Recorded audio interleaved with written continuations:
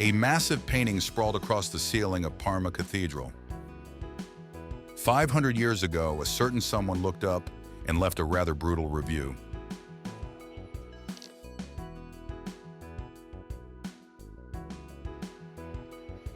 Yeah, not exactly a compliment.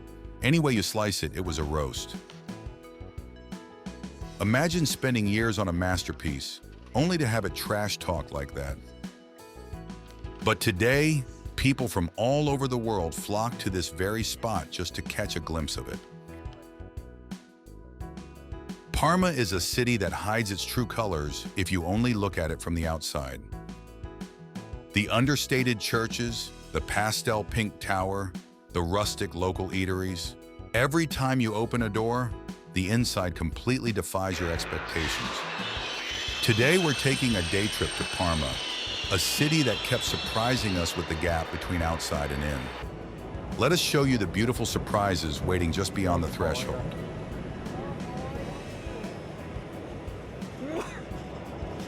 These days, you can ask AI to lay out the history, must-see spots, and the perfect route in seconds.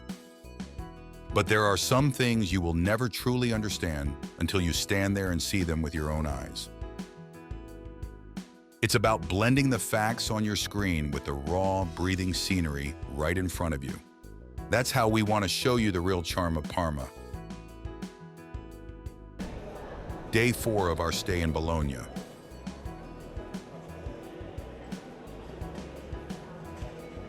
Today we're hopping on a train for a 1-hour ride to Parma.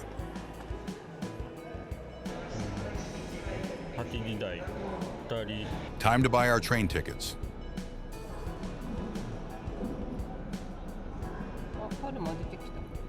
Thanks to some pre-trip research on YouTube, the ticket machine was pretty easy to navigate. 今日8時35分50分でいいか、17ユーロ、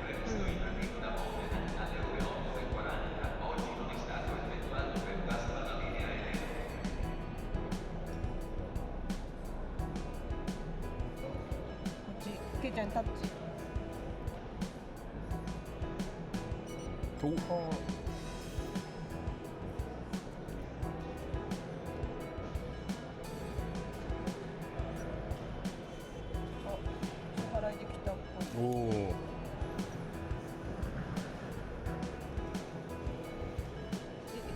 出てこない。あ、来た来た来た。お、素晴らしい。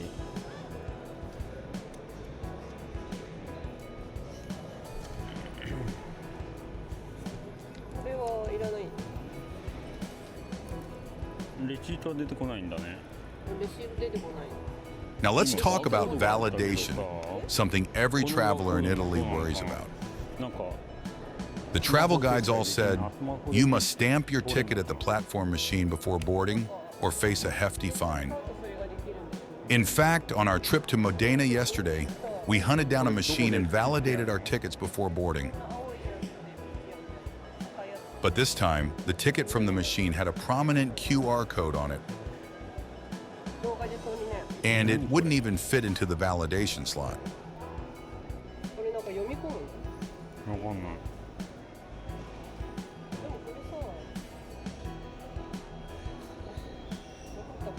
Curious, I took a photo of the ticket and asked my AI assistant about it. It explained that since this ticket is tied to a specific train and time, no validation stamp is required.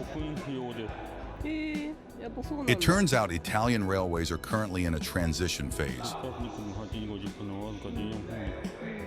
Tickets with QR codes, no validation needed.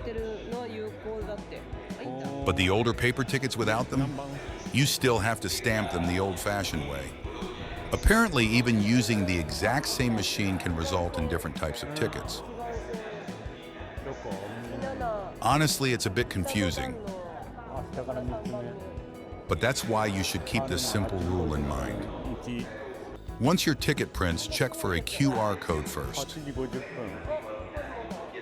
If there isn't one, find a machine. If there is, you're good to board. Being able to clear up doubts in real time is definitely the best part of traveling with an AI sidekick.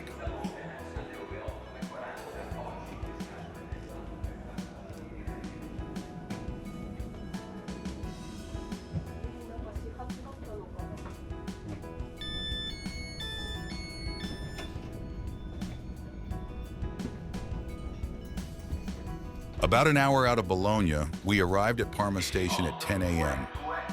Right after stepping off the train, we headed for the restroom, only to find it wasn't free. It cost €2 for the both of us. And only after leaving did the realization hit me. If we had just walked into a nearby cafe, that same €2 could have bought us a delicious espresso, and we could have used their restroom for free. Pro tip for European train stations, always head straight to a cafe first. A minor but slightly painful lesson learned. From here, it's about a 15-minute walk to the heart of the old town.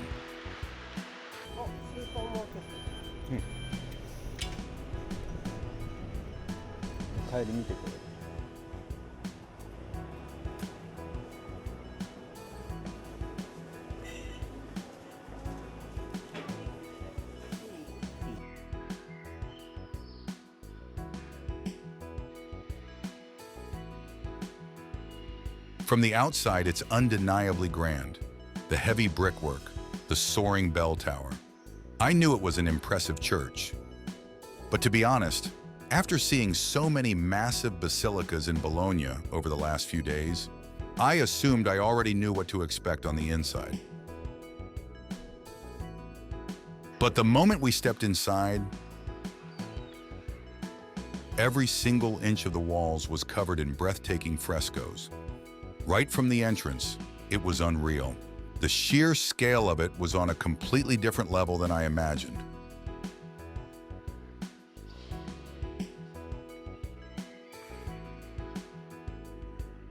But the moment the atmosphere truly shifts is yet to come.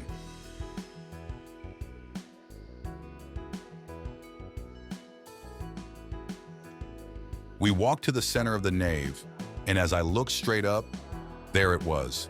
An overwhelming masterpiece covering the entire dome. The Assumption of the Virgin, depicting Mary ascending into the heavens.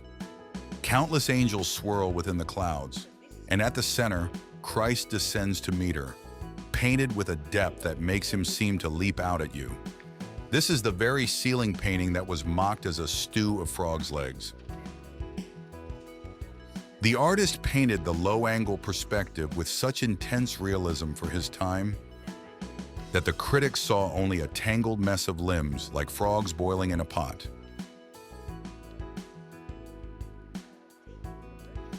I suppose his genius was simply too far ahead of its time. The painter, Correggio, never lived to see his work truly vindicated. Yet 5 centuries later, this piece is celebrated as the dawn of Baroque art, leaving visitors from around the world speechless. If you visit, look out for the small coin-operated machine near the entrance. Dropping in €2 lights up the cathedral. When we were there, someone else kept feeding it, lighting up the dome every few minutes. Out of the darkness, the painter's absolute obsession emerged in brilliant color. It felt like the best possible way to spend €2, though we didn't actually have to pay for it ourselves. Stepping outside the cathedral, you're immediately met by a completely different world right next door. A massive tower bathed in soft pink. This is the Baptistery of Parma, built over 800 years ago. It's crafted from Verona marble. In the morning sun, this natural rose-tinted stone glows with an incredibly soft warmth. From the outside, it's a perfect octagon.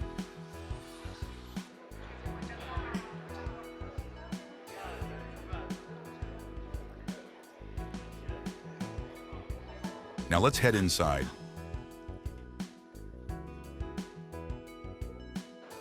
Wait, what? The interior is a 16-sided polygon, double the sides of the exterior. 16 arches draw a perfect circle, and looking up, the entire dome tells the stories of the Bible. The outside and the inside are built on completely different structures. I absolutely love this kind of architectural twist. But the real goosebumps moment is yet to come. Every year on June 24th, on the feast day of the Baptistery's patron saint, a single beam of sunlight pierces through the window and aligns perfectly to illuminate the baptismal font at the exact center.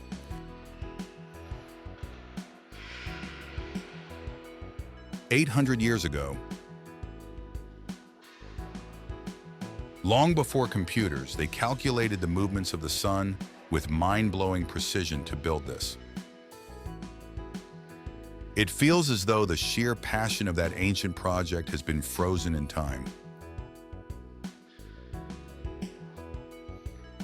Captivated by the pink exterior, surprised by the interior logic, and left speechless by the ceiling. If you're coming to Parma, this is the absolute must-visit experience.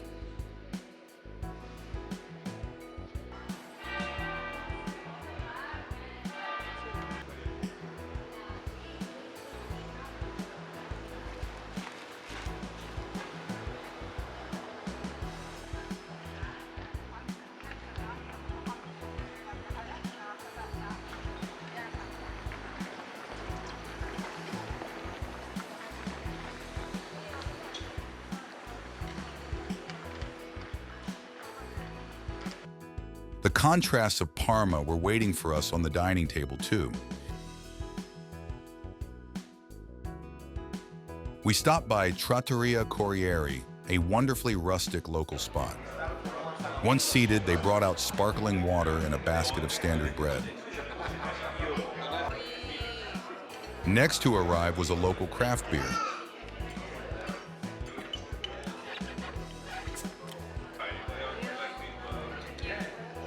The sleek black and gold bottle looked incredibly stylish against the rustic interior. At this point, the anticipation for what was coming next was already building.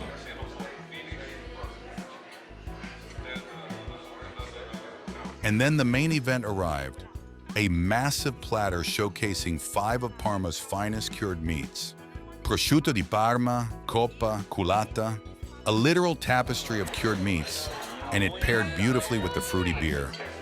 I was just about to reach for that first basket of bread when another basket arrived, practically steaming. This is Parma's signature, torta fritta. Freshly fried in lard, puffy, hot, and incredibly crispy. My hand froze over the regular bread. This was the true soulmate for the cured meats. You gently drape a slice of freshly cut prosciutto over the hot pastry. The heat slowly melts the fat, turning it translucent. And you eat it all in one perfect bite. This is the Parma way. The pastry alone is too simple. The meat alone is a bit too salty. But together they transform into something absolutely spectacular. It was a perfect harmony of flavors.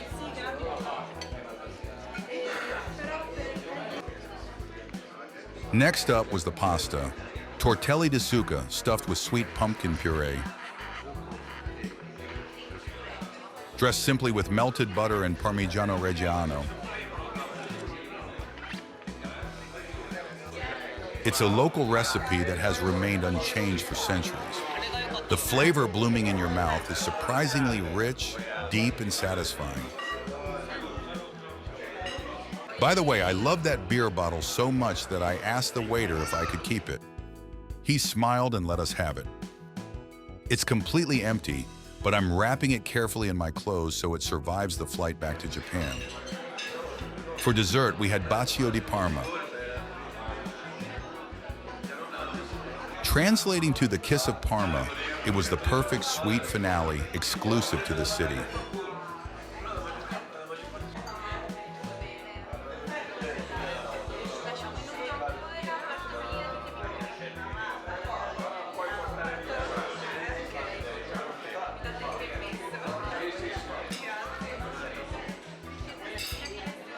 Behind the doors of this unpretentious tavern lay the very soul of Parma's food culture.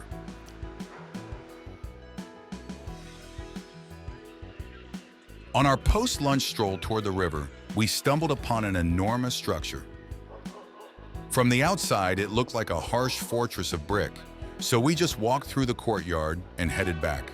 Only later did I find out that inside was an actual painting by Leonardo da Vinci and a 400-year-old theater made entirely of wood. We definitely should have gone in. Parma doesn't reveal its secrets to those who don't open the doors.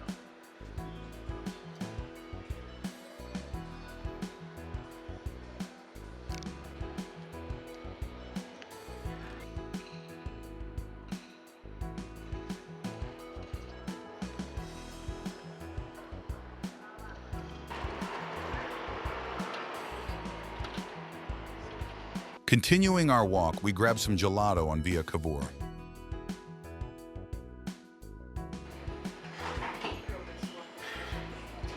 The cold sweetness was the perfect remedy for our tired feet.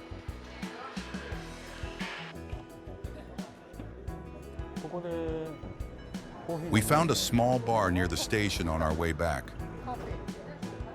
It was a lively, wonderful spot filled with locals, perfect for a quick rest.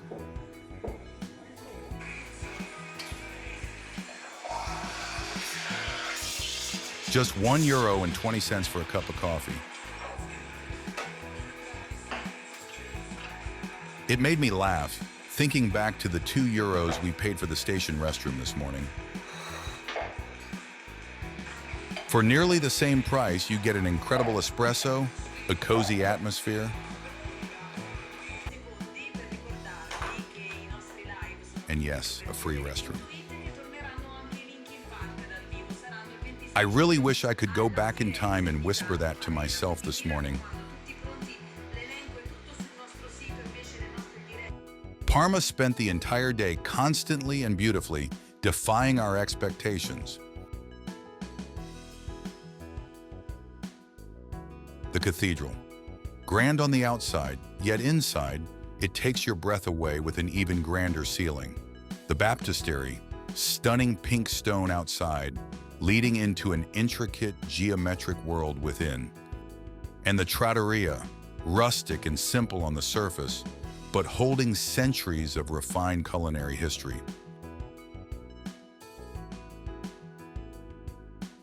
None of this could have been felt if we had just stood outside and stared. But when you find the curiosity to open the door, a world beyond imagination is always waiting. That empty craft beer bottle we got that day is sitting in our kitchen right now.